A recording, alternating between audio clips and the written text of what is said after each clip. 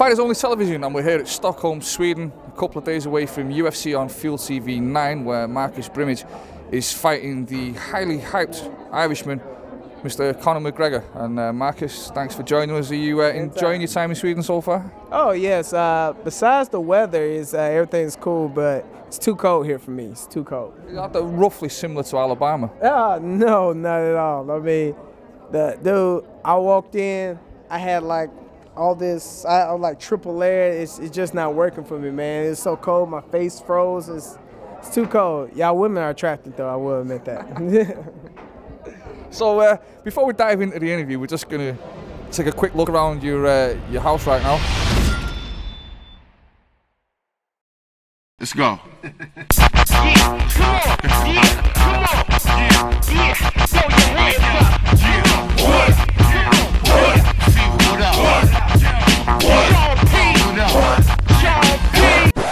Yeah, well, that's to show everyone who thinks you in the UFC, oh man, you making money? Nah, it's not like that, bro. It's not like that. Gotta earn your stripes. You're making it and you're saving it. Yes, you're making it, save it, earn your stripes, pay off student loans, all that stuff. So talk us through what we're seeing here in your house at the moment. We're going into the bedroom. You've got this kind of a couch bed set up. You've got the TV in the corner. What would you say is the best thing about your sort of TV and room arrangement?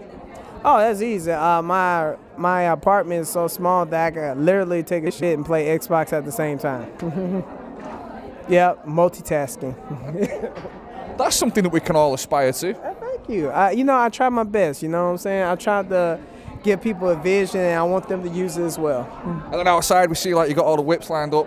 Which would you say, of the fleet of vehicles that's out there, which would you say is the favorite? Oh man, it's always the 2007 Toyota Yaris, baby. You know, it got a couple of dents on it, but it's still sexy. Don't worry about it. Rolling on 12s. Yeah, but I keep them clean.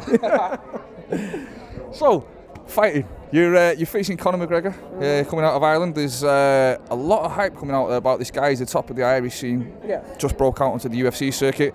I guess you probably looked at some videos and read some interviews and stuff. And what's your take on the whole Conor McGregor situation?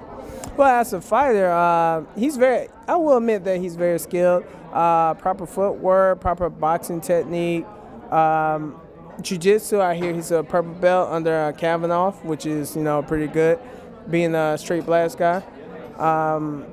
He's very cocky, he's very arrogant, and he thinks I'm a stepping stone, and everyone thinks I'm his stepping stone. We spoke to him yesterday, and he said that I was asking him, had he looked at tape of you and stuff, and he said not really. That to him, the opponent isn't the opponent. The real opponent is himself, and as long as he does his thing properly, then what the opponent does doesn't matter. He's quite into like martial arts philosophy and things like that. Agree? Disagree? Oh, that's arrogant as hell. Because what happens if someone does something different? If you don't know that person, there's always telltale signs of what a person's gonna do before you know it. And if you can recognize what he does, like if he jabs, what happens? He jabs, he brings his hand back down. I said, oh, okay, so he choo-choo trained. So when he jabs, I know I need to throw a hook immediately. So that's what it takes for it. And if he thinks that's him, I got my philosophy, he got his. What do you think about the fact that he's only just making his UFC debut, and yet he seems to be getting probably more press and more column inches than you're getting, and you've had like 2 or 3 fights already under the UFC banner?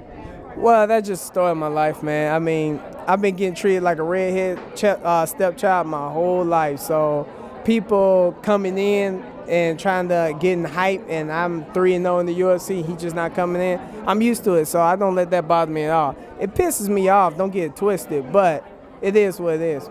It might be an Irish thing, like everybody in America is Irish in some way, shape or form, you know what I mean?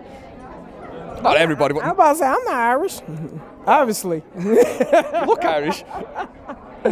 Oh, trust me, I have the drinking tolerance of a 13-year-old girl, so I'm not Irish, no sense of the word. But, probably because he's Irish, and, Ireland wants an Irish guy to represent them.